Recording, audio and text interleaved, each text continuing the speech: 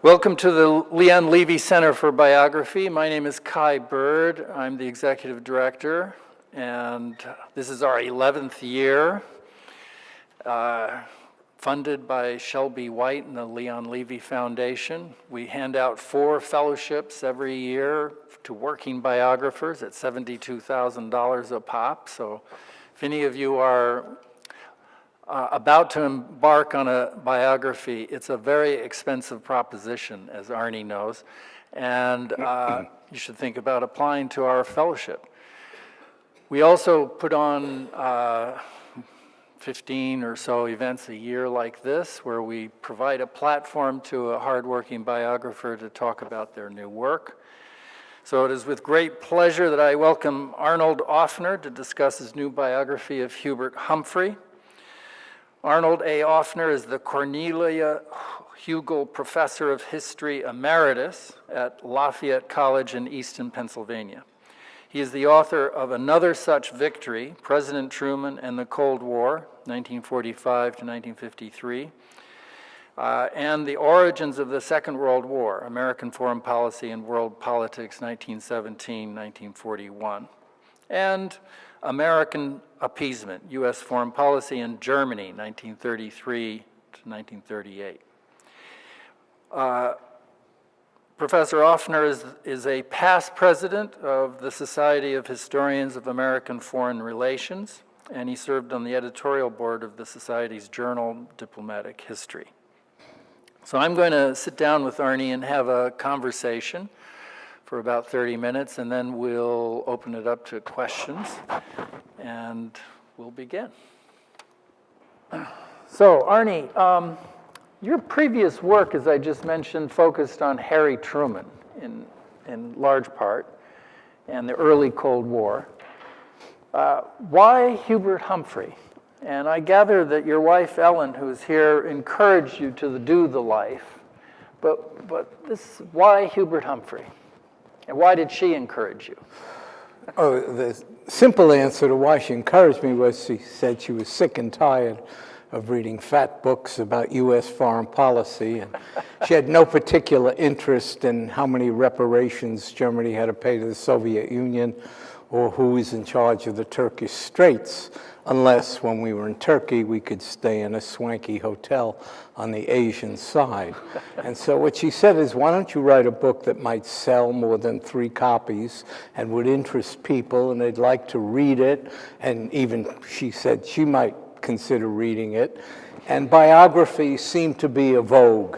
So that was one major reason. The second reason, which might be a little bit more scholarly, is that I set out to write a general history of the post-war period. I thought I would do a book that covered the world from 1945 to roughly the 1970s. But as I started to go through the scholarly work on the period and look at what was done and what was not done, everything that seemed to be achieved in the form of major liberal legislation, Hubert Humphrey's finger was on it, his hand was in it. There was nothing that I looked at that somehow or other Humphrey hadn't been there before it actually became legislation and part of our national history. And so as I began to dig deeper and deeper, I found out that Humphrey was responsible for so much, that there would have been no Kennedy New Frontier program if it wasn't really for what Hubert Humphrey did. There would have been, of course, no major civil rights legislation had Hubert Humphrey not only forced the Democratic Party and the nation to come to terms with what needed to be done in 1948. But when I say come to terms, I mean that he put it on the nation's agenda. He said it's there, you can't avoid it. You have to face it, and it will be done. Whether it's today, tomorrow, or down the road, it will be done. when he thought about atomic energy issues, he was the one who pushed for the Arms Control Disarmament Agency that was effected in 1963. That was the first agency and the first time the government really began to think systematically about what do you do with nuclear weapons and atomic energy, and how do you deal with it in a responsible way. So in a way, Humphrey was there, he was ahead of everybody. And in fact, I even found, and I develop it a little bit in the book, but when I lecture about Humphrey, I talk about it at greater length. In 1948, his first run for the Senate, he ran on a platform that said health care for all. I mean, and not only that, but as soon as he got to the Senate, he introduced legislation for the most comprehensive national health care. We haven't come within miles of what he was proposing in 1949. So I finally decided, wow, this guy has really been overlooked, and I could go into the reasons. The simplest reason is that he lost in 1968. And in today's world, either you get elected president or you don't, and if you don't, it's sayonara. So I decided he was somebody who was worth my studying and finding. He's a very colorful, dynamic, he was colorful, charismatic dynamic. Personality. He was a brilliant speaker. Too brilliant. Too brilliant, too talkative. Yeah, too talkative. I mean, Humphrey's speeches went on for hours on end. He came from that old tradition of barnstorming, and people came to town and delivered a 2-3 hour oration, and that was Humphrey's world, and so that's what he did. He also had amazing facility with language. It just rolled off his tongue. And he was also extremely affable, very appealing, and given to reaching out to his audience and letting the people know that he saw them and he was making eye contact, body contact, whatever. So I like to ask all my biographers an indelicate question. How long did it take you to do this? I'd say 12 to 13, 14 years.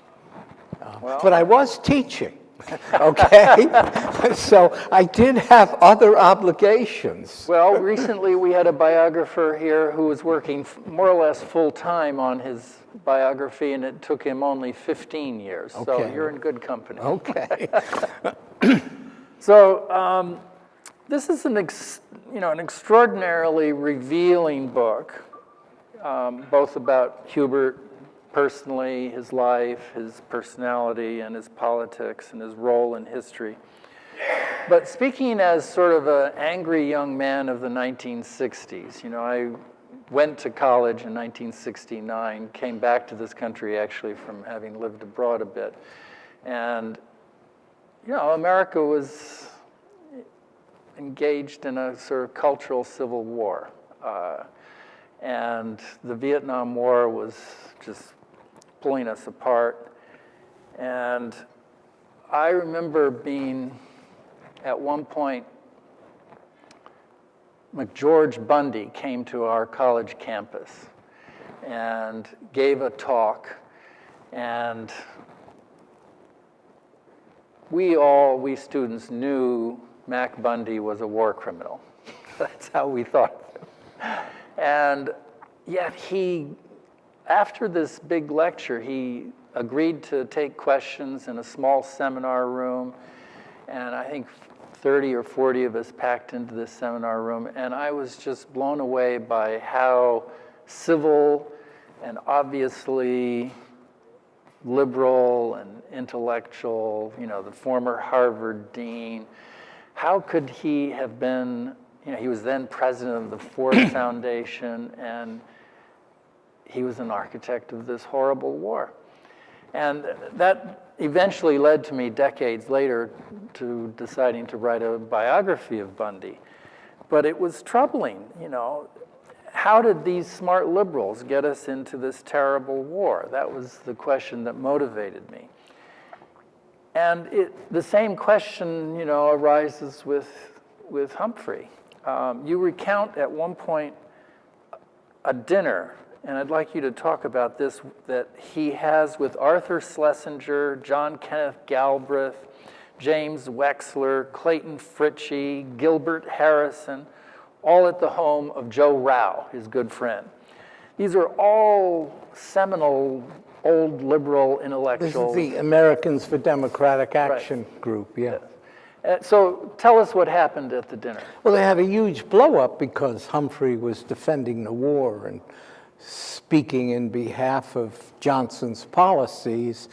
And this was late, and so these gentlemen had already turned against the war and wanted to know why Hubert hadn't turned against the war. Well, he was vice president. This is April 1967, I yeah, think. April 67. The real question is what happened to Hubert Humphrey and the Vietnam and his relationship to the Vietnam War. Originally, Humphrey was opposed to it.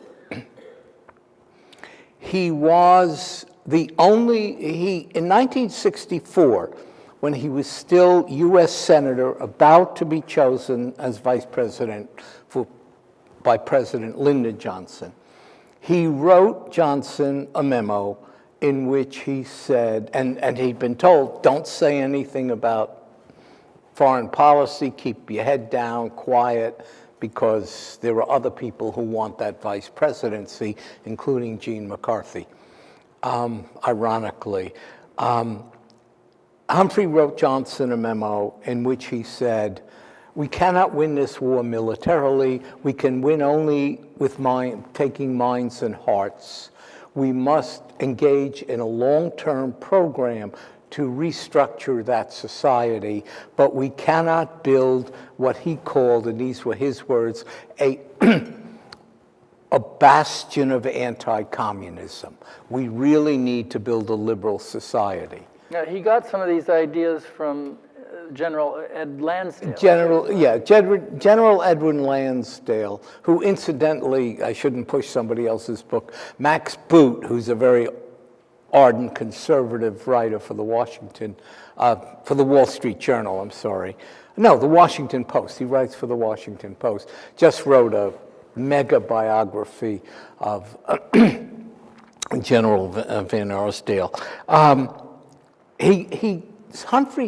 Humphrey was diligent. He studied things, and he listened, and he put it all into a memo for Johnson. Johnson sent it along to some of his military people, and they said it was okay, it made sense, but when they sent it to their ambassador out there, Max Taylor, who was a Kennedy's appointment as ambassador to South Vietnam, Taylor just threw it away and said, forget it, we're going to follow this course. The critical time comes in 1965.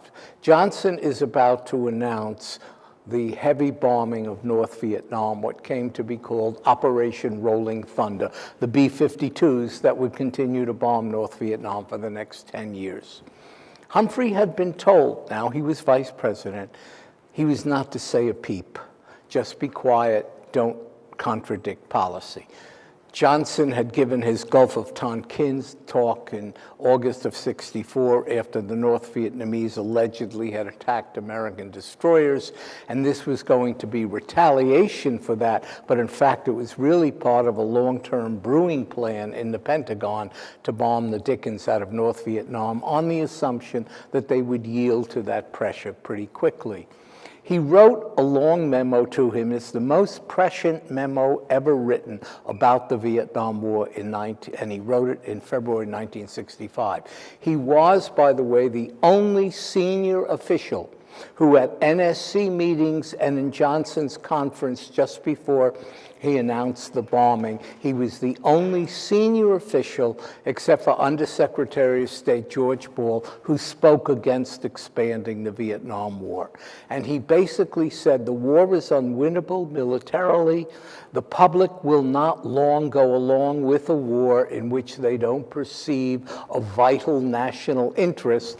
And then he said, if you persist, The major challenge to your policy is going to come from the liberals, the clergy, labor unions, etc. In other words, the Great Society Coalition. And then he urged Johnson to make a settlement. And he said, you have just won an overwhelming election against Barry Goldwater. They got 60% of the vote. They won, I forgot, 46 states or something like that. You are regarded by the public as the smartest horse trader in Congress when you were there.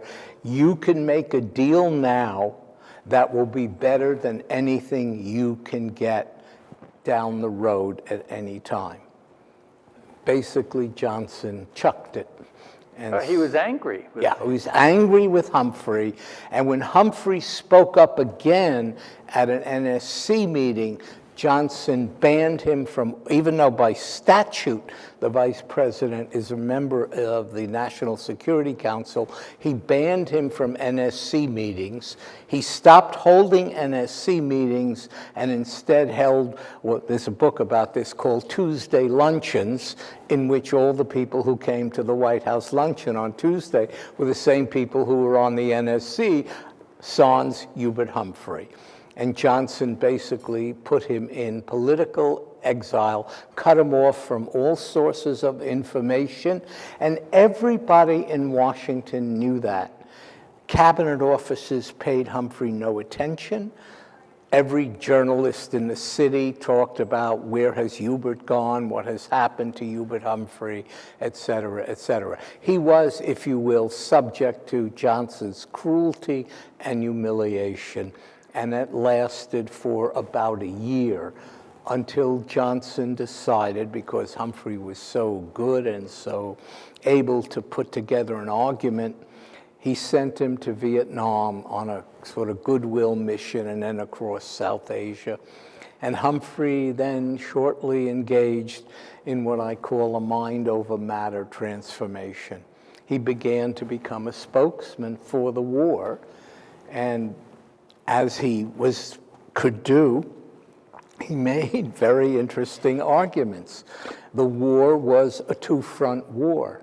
One, to defeat aggression from the North, whether it's North Vietnamese or the Chinese feeding the North Vietnamese. And two, we're going to bring a little great society to South Vietnam.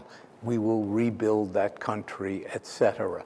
So this is, to me, Arnie, this is the most painful part of the whole book. Yes. Yeah. I mean, it's how did Hubert talk himself into becoming the spokesman for the war, arguing, as you know, the February '65 memo was, as you say, prescient. Within 6 months, he was out there clearly in response to being shunned by the president and the administration. He flipped. And by 1966, you quote him at one point, he was insisting to his friends, quote, I would follow essentially the same pattern if I were president, the same policies in Vietnam. And so do you think he did this sincerely? He talked himself into it, or was there some dissonance intellectually? Was he playing a Machiavellian game? I still can't explain. Well, I can't either, but I can only. I mean, in this The pressure is enormous.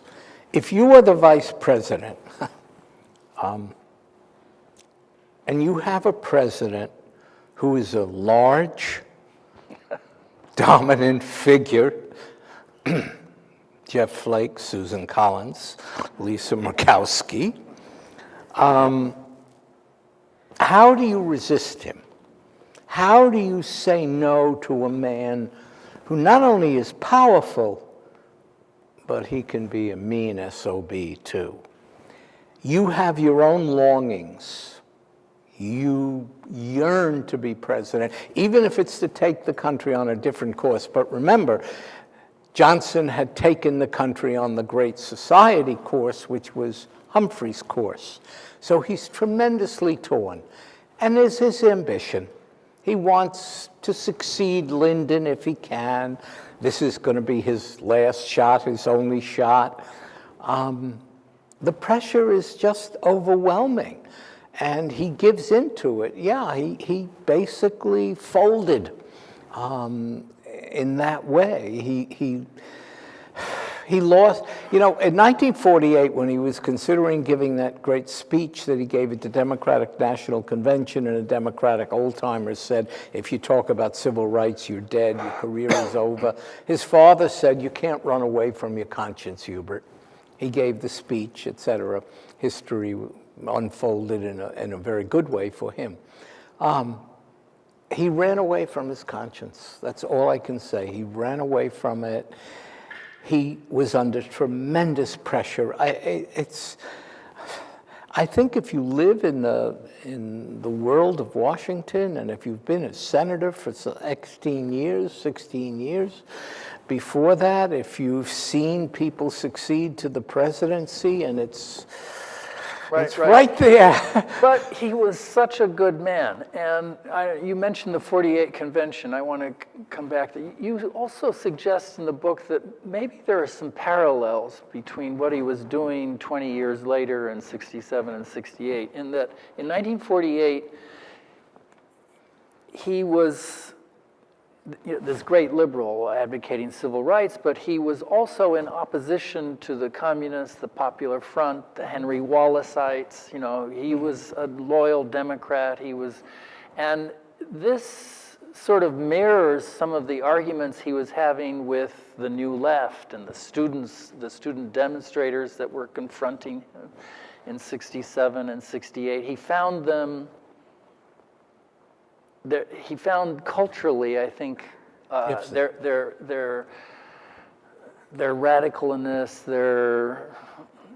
how undiplomatic they were, how loud they were, how impolite was their discourse. This was reminiscent to him of what he had encountered from the left in 48, and so I don't know. Does that help to explain also? It helps to explain, but it is true except it was different. In 48, Hubert Humphrey was what I guess we could best call a liberal anti-communist, a liberal who was vehemently anti-communist when he organized the Democratic Farmer Labor Party in Minnesota in 1947, 1948, bringing the old line Democrats from St. Paul and Minneapolis who were, politicians like New York City Democrats, and aligning them with the farmer labor people who were more populist-oriented, but there were amongst them more radical types, mostly farmers who wanted to nationalize banks and railroads,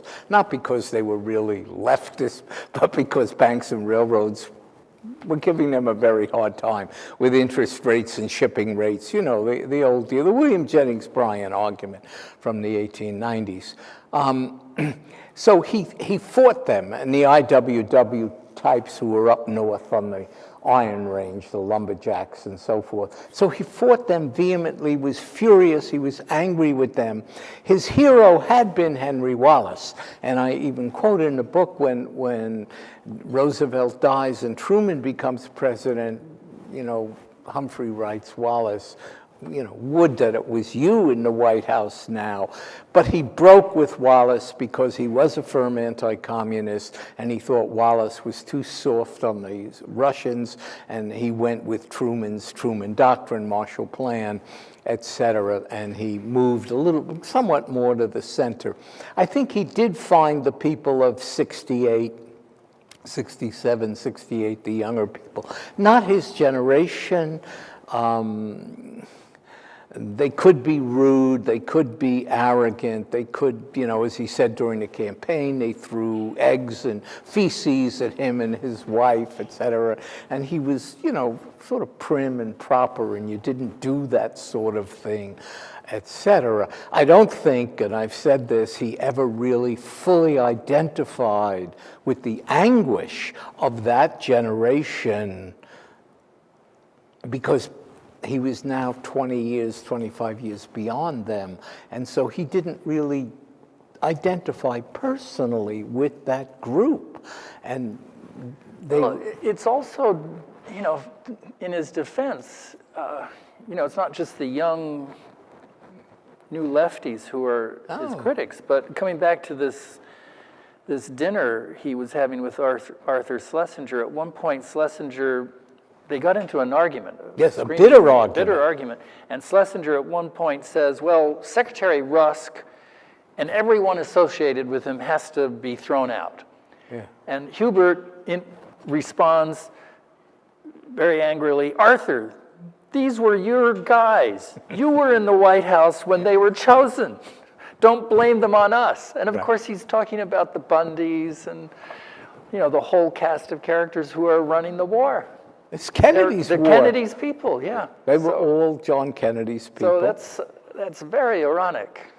It is. It is. Well, I will tell you that. I mean, I'm not sure I'm supposed to reveal this, but oh, please.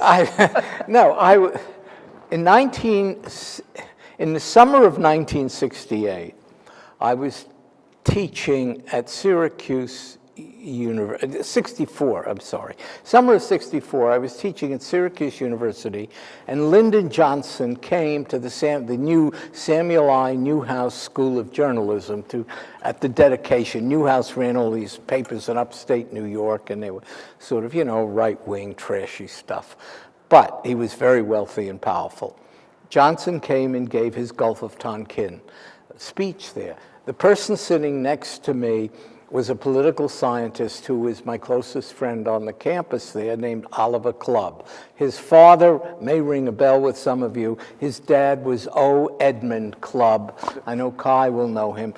He was an American diplomat. He was the consul general in China.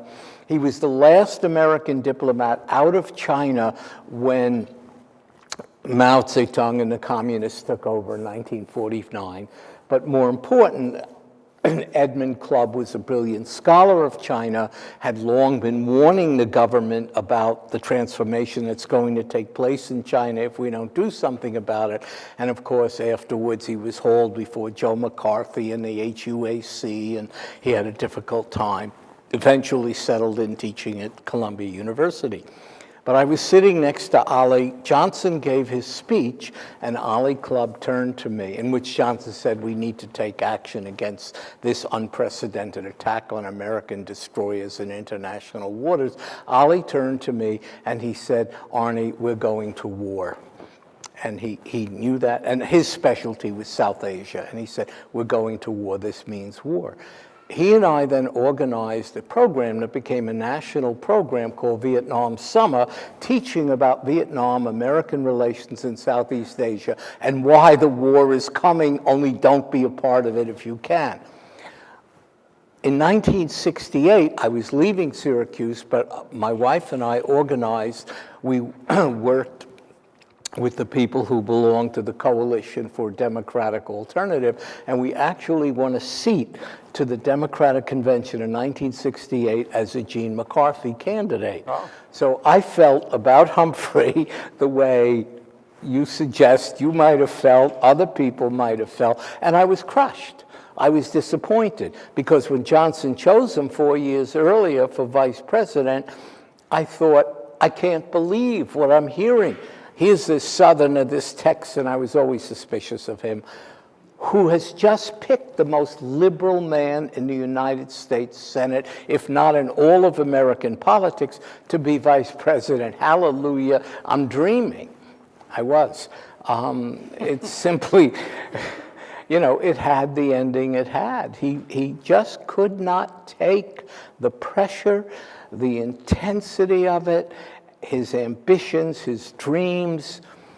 He just couldn't do it. He couldn't break in a way that he needed to break from Johnson. And I want to tell you, Johnson would have crushed him.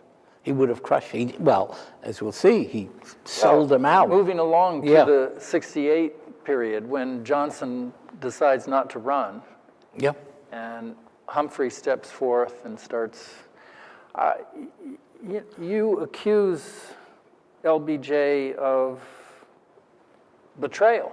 That's the word I use. And he methodically undermined. I mean, this is just an astonishing, when you read the book, you're blown away by what Johnson does to Humphrey to really, behind his back, help to elect Nixon in a way.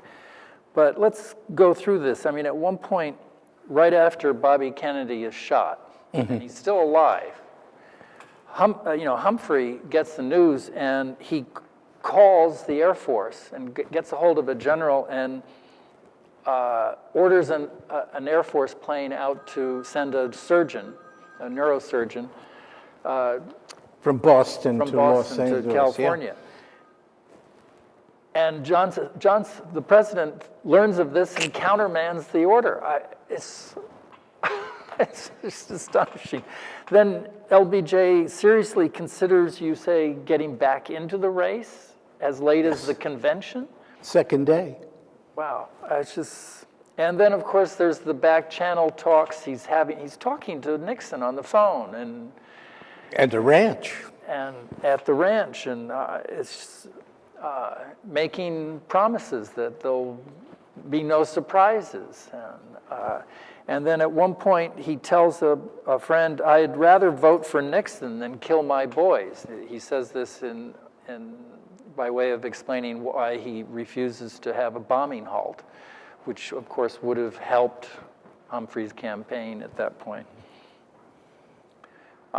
Anyway, the thing that really surprises me the most, I guess, is LBJ learns, I guess, from intercept intelligence about the $500,000 contribution from the Greek military junta to the Nixon campaign.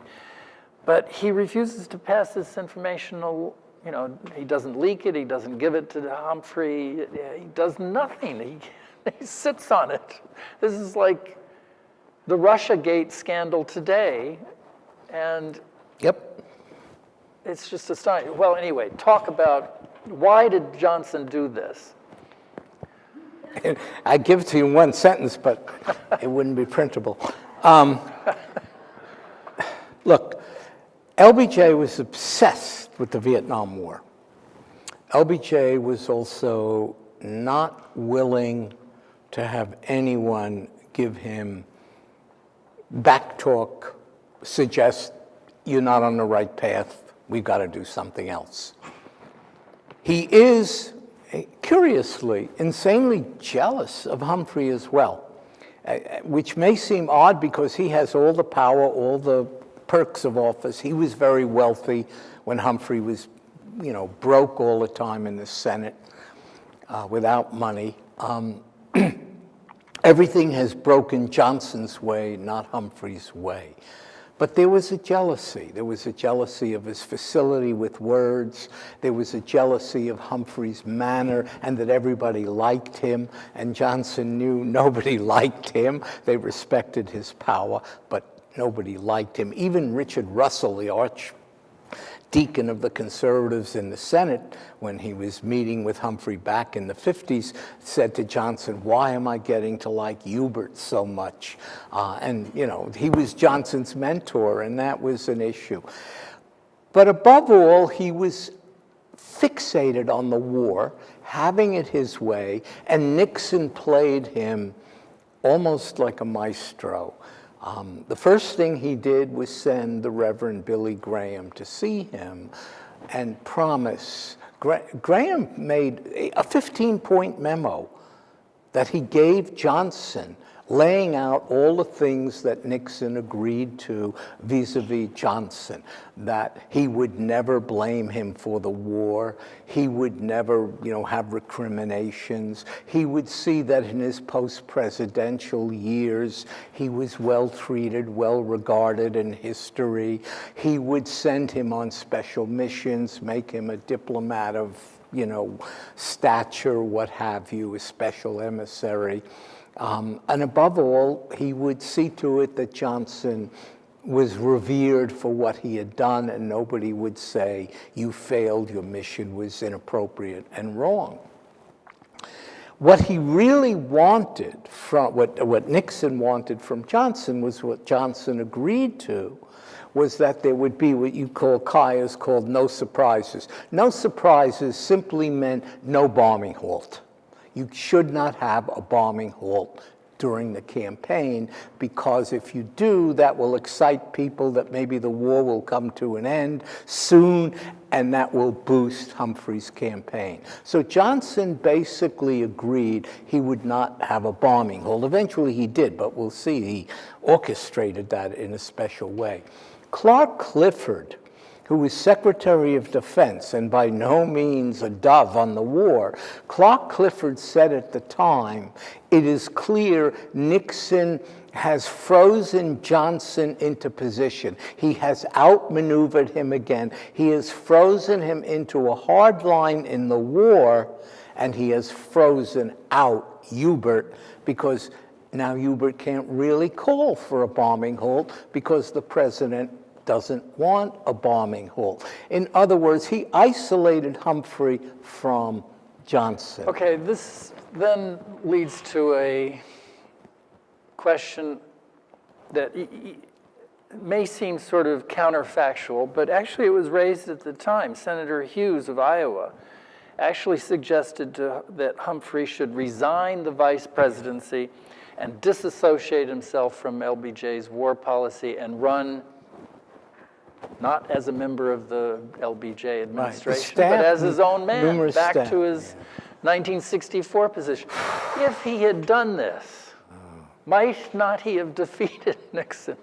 It's counterfactual. We can't really know. It's a fair question. His staff pushed him to resign. But one, rats leaving a sinking ship. It won't be seen as a gesture for new policy, but kind of abandoning ship on a failing policy. You don't get points for that, you get demerits. I mean, that's one take on it. Second,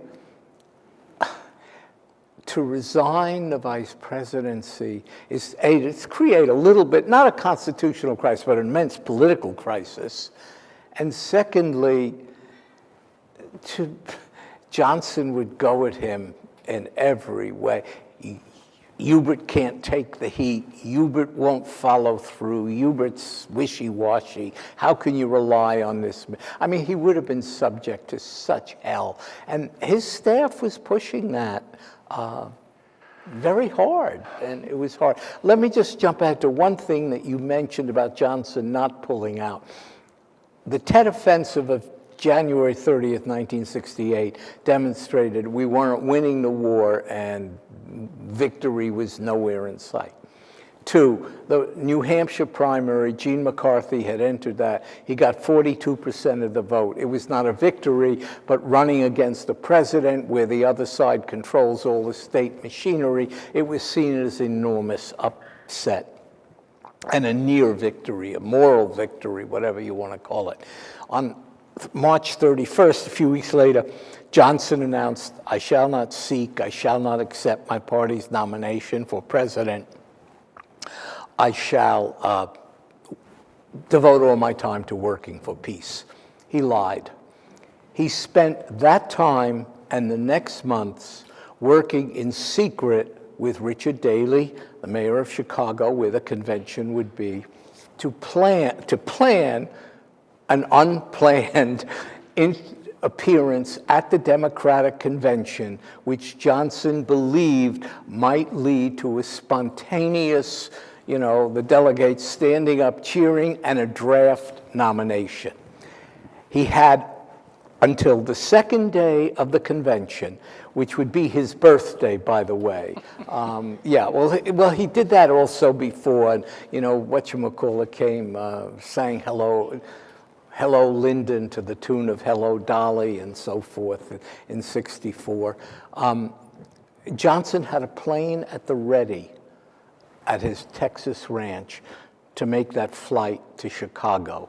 He called Richard Daley, who was the maestro, to do this and asked him, can I come? will I be safe? And Daley said to him in Daley-esque way, well, I can guarantee that your helicopter can land safely on the roof of the convention hall. I can't tell you what will happen after that, which meant, you know, It was a war zone down there. it'd be a war zone, exactly. No, you can't come. Johnson went and had coffee and cake at Lyndon, his daughter's house in Texas, in Austin. And that was it. So he was always hoping to do this. And Humphrey knew it. And that was always a shadow on him during the campaign leading to the convention, that Johnson was lurking in the background, especially after the assassination of Robert Kennedy. So that's shocking, but even at the very end of the campaign, on October 28th, 68, Johnson gets NSA reports, intercept intelligence, that of Nixon's messages to the Saigon regime, urging them to refuse to enter into the peace talks. The stalls, yeah. And Johnson himself called this treason. But he didn't do anything with it. He didn't give this information to Humphrey. He didn't release it. He didn't accuse Nixon of interfering in U.S. foreign policy. Yeah. He did nothing to reveal this information to the country, and this, in effect, helped Nixon again at the very last days of the election. Yeah. Yes. Johnson, the FBI, CIA, NSA had all these wiretaps. They were, quote, illegal, but they were wiretaps on Nixon's campaign aides, included Anna Chennault, who was the widow of the World War II General Claire Chennault, who led the Flying Tigers in China, and a group, South Vietnamese Ambassador Bui Diem in Washington, urging the South Vietnamese to cool it, don't go to the talks, don't give a boost to Humphrey's campaign by making it seem things would happen, and therefore, you know, raise spirits about Humphrey's people. Johnson sat on that information. He did not release it. He had the tapes. He did not give them to Humphrey. He did tell them late in the campaign that he had these tapes, but he said, Hubert, I don't have any hard proof. Humphrey knew immediately what that meant. I'm not going to give you the tapes, so you can't make the charges against it. Just as a side note to all of this, I have a letter which is in today's Wall Street Journal. The head of the Nixon Foundation in Florida, reading a review of my book that was in the Wall Street Journal, claims that the information and the allegations about Richard Nixon colluding with the South Vietnamese is not true. Nixon did no such thing, et cetera, et cetera. And the Wall Street Journal today reprinted my refutation and my explanation to this character in Florida who's head of the Nixon Foundation, that I didn't make up the information. The information exists on the recordings at the Lyndon Baines Johnson Library, and among the recordings is Lyndon Baines Johnson calling Everett Dirksen, who is the Republican Senate Minority Leader and the conduit to Nixon. He called him, I forgot the date, I think October 25th, and said, your guys are playing dirty pool, tell them to cut it out. And then he called Dirksen again, and knowing Dirksen would bring that to Nixon, he called him on October 31st, and he said, Ev, this is treason. And Dirksen's reply was 2 words, I know. So it was real, it happened, Nixon did it, and he interceded to get a foreign power, which is a prosecutable action under the Logan Act of 1799 and probably other ways too, colluding with a foreign nation to defeat U.S. policy. So Nixon did collude, Johnson knew it, and Johnson would not give Humphrey the information so that Humphrey could go public, and Johnson wouldn't go public. And the answer, he wanted Nixon to win because he thought Nixon would be tougher on North Vietnam than Humphrey would.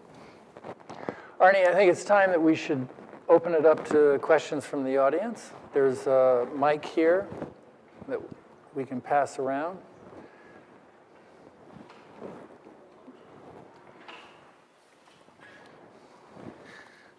Arnie, I'm not up to 1968 yet in the book. I'm sorry? I'm not up to 1968 yet in the book. Oh. I have it here. And, so you may be able to clarify what I'm saying, and it may be something that I could have read. It seems to me that this has been a very issues-oriented discussion, and that's appropriate. But it also seems to me that starting in 1960, when we heard about Nixon's 5 o'clock shadow, and probably before that, even in the Stevenson 1956 or so era, image of presidential candidates was a big issue. And as much as I think that Hubert Humphrey was on the what I would think of as the right side of the issues, it was hard to love him. It was hard to love him. Yes. And, you know, we were living in Atlanta at the time in 1968. I remember going to McCarthy rallies. There was a lot of energy around Bobby Kennedy's campaign.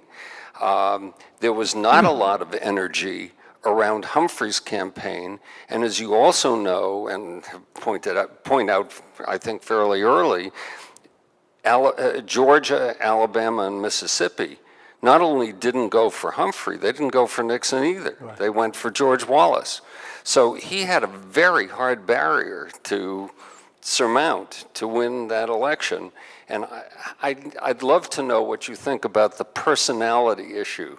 Well, I think you're on to something. When Humphrey first made his move to run for president, it was, of course, in 1960, and it was against John Kennedy. Now, John Kennedy, who'd been in the Senate since 1952, had zero record of legislation, okay? Nothing. He hadn't done a bloody thing. And yet, when they campaigned in Wisconsin, and Humphrey was known as the third senator from Wisconsin because he was so attuned to their agricultural needs, and they border one another, et cetera, et cetera. He lost Wisconsin. Why? Among other things, of course, in the easternmost states, very heavy Catholic population voted for Kennedy. But Kennedy had charisma. He had staff that had money and professional advertising expertise. He had his plane. When he went down to West Virginia to campaign, where Franklin Delano Roosevelt was a god, and Humphrey, of course, represented the Roosevelt tradition, Kennedy won heavily Protestant, overwhelmingly Protestant West Virginia. Why? Because he had a plane, a Hollywood entourage, a beautiful wife, loads of money, campaign advertising, and lots of what they called down in West Virginia walking around money, which is they gave the people who ran the elections and handed out what was considered the official Democratic ballot. Kennedy's people, thousands of dollars. At one point, a Humphrey guy goes in to see these so-called precinct captains, and he says, "We've got $500 for you." And the guy says, "Oh, the Kennedy people were here, and they just gave us $20,000. I mean, and as his father said, I'll spend a few million, but I won't break the bank to get you elected. He didn't have that kind of persona that we're talking about, but Nixon didn't either. Nixon did. I mean, think of Tricky Dick. who ran as the new Nixon in 1968, but he didn't have a great image either. It hurt Humphrey more in his contrast to Democratic contenders for the nomination than it did vis-a-vis Nixon. But he didn't strike that, that towering Clark Gable figure that you might want.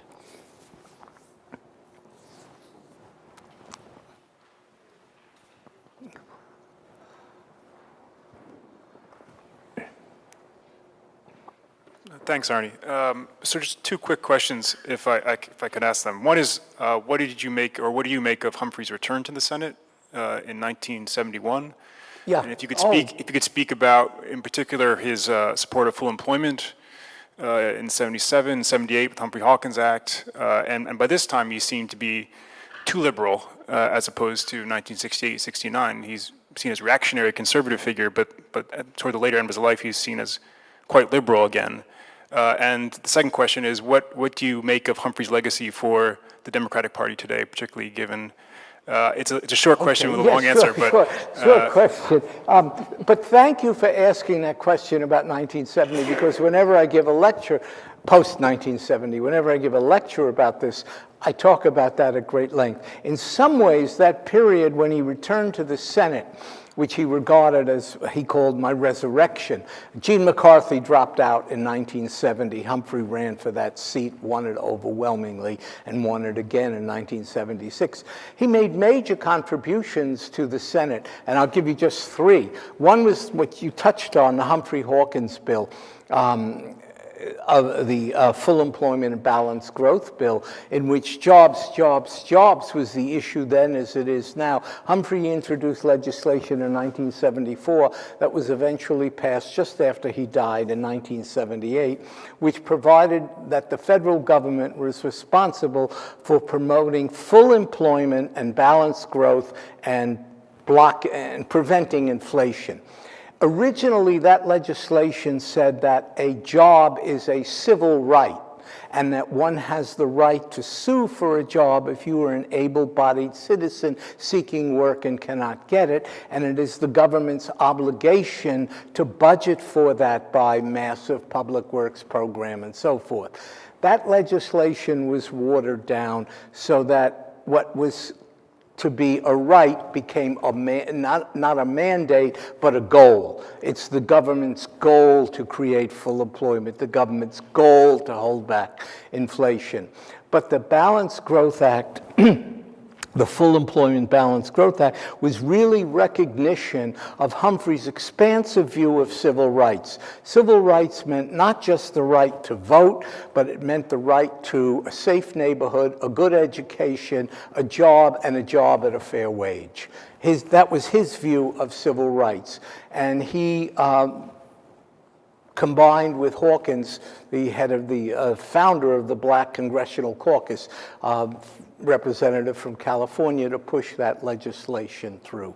And, they watered it down. Jimmy Kai Bird is writing a biography of Jimmy Carter, so I don't want to spoil his book, but Jimmy Carter really didn't want to spend the money. He didn't want the government to be in hock for that, so he saw to it that the bill was watered down, but I understand. Second, the other thing, he was dying of cancer in 77 into 78. Two things that he did. He died January 13th, 1978. The first week of 1978, Jimmy Carter called him up, and he said to him, my Panama Canal Treaty isn't going to make it. Goldwater's young hawks are ripping the bill, and they won't pass the treaty. Hubert, you've got to get Goldwater to call off his hawks. He's dying. He's got like 5 days to live. He's dying. He calls Goldwater and tells him to get his hawks to back off. And Goldwater's response was, for you, Hubert, only for you. And they got that treaty through. The second thing, and this was literally 2 days before he died, Carter calls him again when he's out at his home in Waverly, Minnesota, and he said, Menachem Begin is giving me all kinds of fits. I'm trying to get the Begin-Sadat talks, the Egyptian-Israeli talks, to be the first ones in history. I'm trying to get them to come to the U.S., and, I'll take them to Camp David, and we'll do something. You've got to tell Begin to give in and come and stop throwing up so many. He pens a letter that they deliver to Begin, dying. I think it got to him the day before he died. A letter, Menachem, you got to do it. Please back off. He did. So there's a man literally dying, and he still is doing the work for his president that he thinks needs to be done. I mean, he's tremendously courageous and decent. Arnie, I can't resist interrupting, but of course, 3 weeks before this, Jimmy Carter invites Hubert Humphrey to Camp David. And it's extraordinary, actually, because Hubert's never been to Camp David. Johnson never allowed him. Never had him. But Jimmy Carter decided, he heard that Humphrey had a desire to see Camp David, and they spent a weekend up there, and they had long chats, and Carter actually, really deeply admired Humphrey, going back decades. But anyway, Rusty. Congratulations on this great project. This is Rusty Eisenberg, who's a colleague of mine in the profession in the Society of Historians of American Thought, and who wrote some withering critiques of some of the chapters I sent her. But it's okay, Rusty. And who, when my friends at UConn, when I wrote a book on Truman, they imported Rusty to tear it apart in front of a large audience. True. Go ahead, Rusty. But actually, thank you for this big introduction. And here's a fact you don't know. Which was that in junior high school in 1960, we pretended we were, choosing the president, and I was Hubert Humphrey. And amazingly, I lost to John. It was obvious. I lost to John Kennedy. But before we get too enthusiastic about Hubert Humphrey, I actually have a question, which is, and I'm really not sure that what I'm asking about is correct. But my impression, because I'm writing about Nixon, is that during those Nixon years, that Humphrey really goes way out of his way to contact Kissinger and others in the Nixon White House to make it clear that he wants to help them with their Vietnam problem. And again, I've seen over, sprinkles through the record, so I don't feel like it's the last word on that at all. But I mean, that really is my impression, that he, it's not just that Johnson was sitting on him or anything else, but in these years when he had every ability, to do something different, he went out of his way to let the Nixon people feel he would help them. He did, and I think you have to understand, and it may be hard because I'm not sure, I like to think I'm fairly good-hearted, but Humphrey was, he was so willing to extend himself and be forgiving of others. And as far as he was, Kissinger was, I don't want to get started on Henry Kissinger because if anybody was full of duplicity and betrayed no one, Henry Kissinger, the massive bombing of Vietnam, war crimes. But he really wanted Nixon to be able to end the war. And of course, Kissinger had been negotiating with Johnson, negotiating with Nixon. Humphrey even thought he was so smart he might make him his national security advisor. And he wanted to reach out. He wanted the war to come to an end. He dearly wanted it. And if that meant working with Nixon to get it done, or working with Nixon through Kissinger to get it done, so be it. He would do it. And yeah, it may be a good-heartedness that some of us, I couldn't share, but that was Humphrey. He was a bleeding heart in some ways. I hate to use a term like that, but he was, and that explains his willingness, his goodness, Look, when Nixon got impeached, and everybody was saying, you know, it was terrible that Ford pardoned him, and they were having these arguments, you know, the guy should go to jail, not be pardoned, et cetera, et cetera. Humphrey said, losing the presidency is punishment enough. What greater punishment could you inflict on anyone but taking the presidency from them? So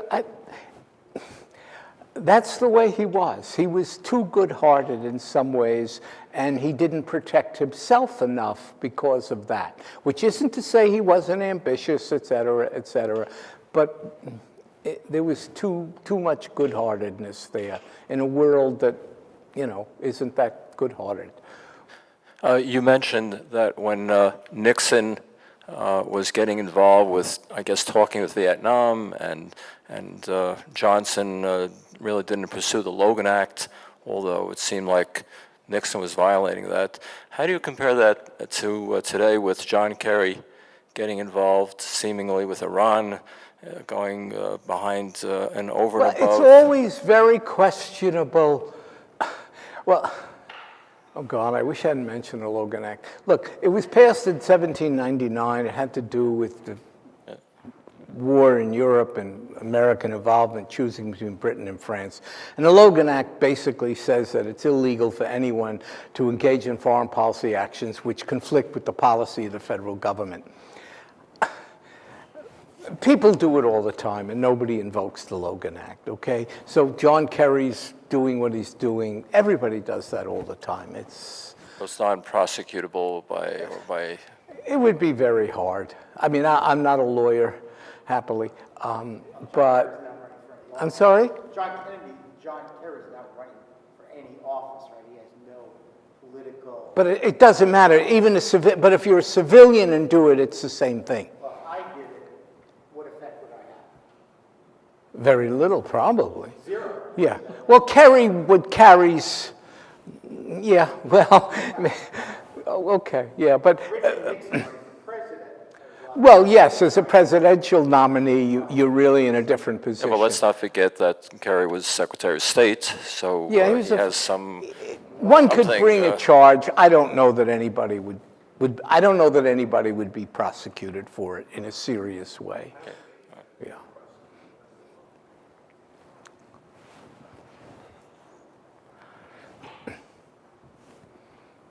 I'm wondering if Senator Humphrey, Vice President Humphrey, ever had a feeling that as a bleeding heart, a man trying to stop war and so on, and we've had so many of them, including Obama.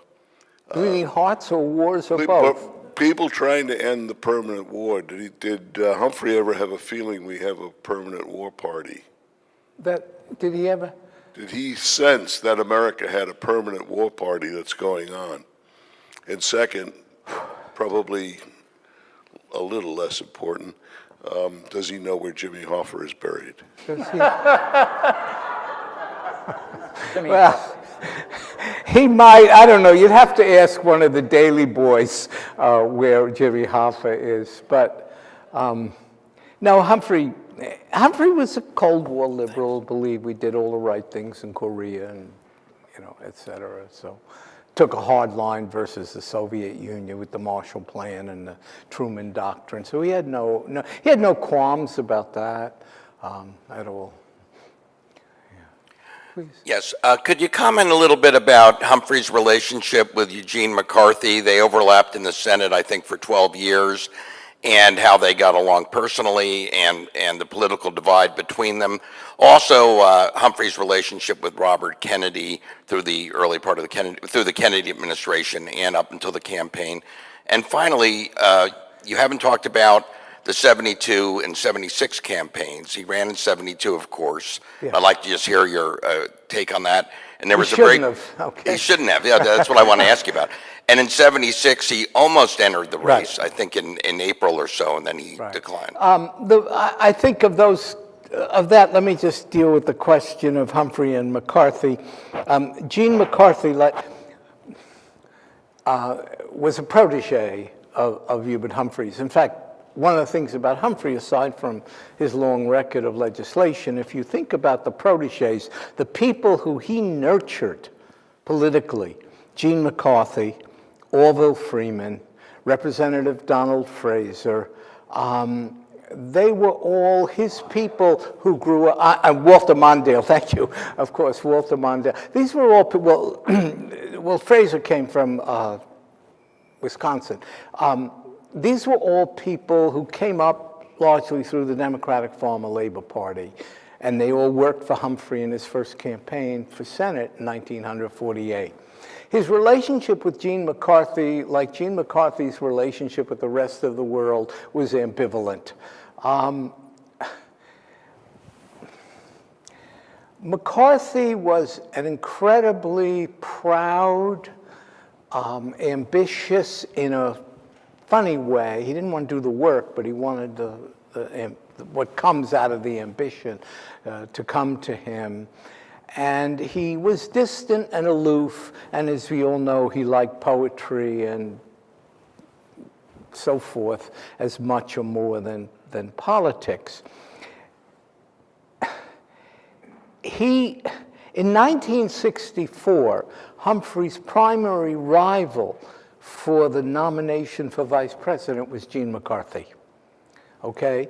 Gene McCarthy's wife, Abigail, was the best friend of Lady Bird Johnson.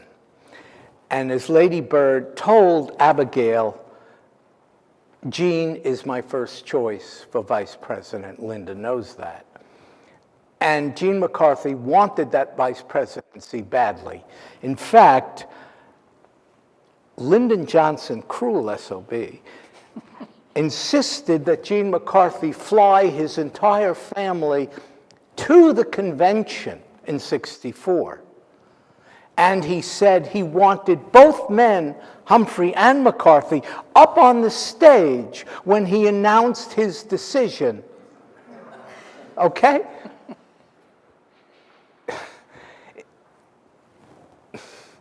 And of course, McCarthy didn't get it, and he wrote, "That bastard, I'm going to get even." Now, some people suggest he got even in '68. I'm not sure it was quite that simple. But McCarthy wanted the vice presidency. He was ambitious. He would have taken it. I don't know what would have happened historically if that had worked out. Maybe Humphrey would have challenged Johnson in the primary in '68. I don't know. But it was an ambivalent relationship. It was ambivalent. They were close but distant. And McCarthy had no interest in legislation. None. There were no McCarthy bills. He just didn't. And he voted with the Southern conservatives to preserve the oil depletion allowance. And they wanted Lyndon to pick him in '64. So he was indifferent to a lot of things and a lot of people.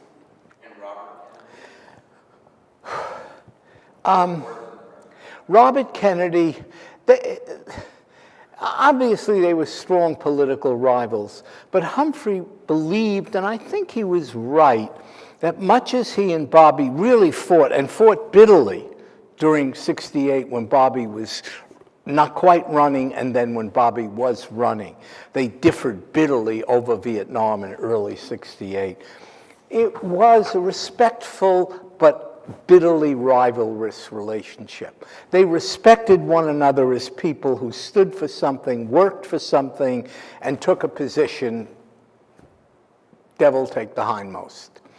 And Humphrey always believed, I don't know if he's right, but he always believed that if Bobby had lived, and he said, we had an agreement, whoever wins in Chicago in '68, this is obviously before Bobby is killed on June 6th in California, whoever wins is going to work for the other one. And he said that. And he said, if Bobby had lived, he would have worked for me. He would have brought his people over. I could have won. And of course, Humphrey did seek to bring Ted Kennedy onto the ticket twice. He pleaded with him. He made 2 secret trips out to his house and asked him to be his vice presidential running mate in '68. And the Democratic internal polling showed that if it was a Humphrey-Teddy Kennedy ticket, they would beat Nixon and Agnew. If he didn't have Teddy on the ticket, it was going to be exactly what it turned out to be, you know, a horse race to the very end. Why shouldn't he have run in 72? He shouldn't have run in 72, but he did. He should not have run. Why not try? I mean, as he did. Well, it was why not run, but the party had moved on. It's a little bit like the Democratic Party now. The younger people had taken over. They stood for different things. They weren't as social welfare oriented. They were budget cutters in a lot of ways. But it was a younger, more, you know, more vibrant group, and Humphrey was seen as part of the older guard. And he should not have entered the race in 72. When he did, his debates in California were not good, and he really, it was not right. He should not have entered that race in 72. And he considered it in 76, and he backed out at the very last minute, just before the deadline for the last primary in New Jersey, where if anybody was going to stop Carter, it had to be in the New Jersey primary. And I forgot the date. It was April that the deadline came up, and Humphrey, everybody was pushing him to run against Jimmy Carter, and Humphrey said, I can't. It's ridiculous. I can't do it. I'm not going to do it. The last thing I need at this stage of my life is to look ridiculous. And so he dropped out and didn't. And Carter made quite a few nasty comments about Hubert. I think he says, I'll whip his ass or something like that if he comes in. But, you know, that's politics, and you have to take it for what it's worth and move on from there. But he definitely should not have run in 72, or tried to run in 72. Arnie, given that it's politics, I'm sorry? given that it's politics, and given that Humphrey was a very nice person, sort of underneath, but given that Lyndon Johnson ruined his life, did he ever forgive Johnson? I don't think he ever hated Lyndon or held it against him that much. He knew what Johnson had done, but he did not express any especial anger or venom for what LBJ had done. And when he spoke at the dedication of the Lyndon Johnson Library, he did what you might expect. He talked about the Great Society and the programs that Johnson had helped to pass through Congress, et cetera, et cetera.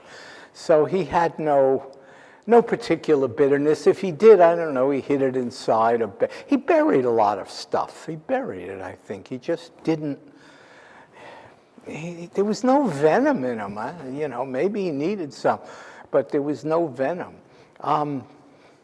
Yeah, so no, he didn't hate Johnson. Maybe he should have. I would have, but that's another issue. One more question? Okay. Let me add one word. There's one thing that Hubert Humphrey said that, at least for me, stands out. It was in 1957 when he had nothing but, you know, hard knocks and rocks from all the Southerners and over civil rights and his bills that always were being beaten back. He faced the Congress in 57, a Democratic-controlled Congress, right after the 56 election. And Humphrey said, I am a liberal without apology, and I am only sorry that I'm not more liberal. And I think in some ways that summarizes his life. It's the way I think about it. I wanted the title of the book to be Liberal Without Apology, but they said, no, not today. Wrong time. not today. But I think that's where he stood, and I salute him for that. You know, with all his faults, I salute him for that. Kai, I'm done. Thank you.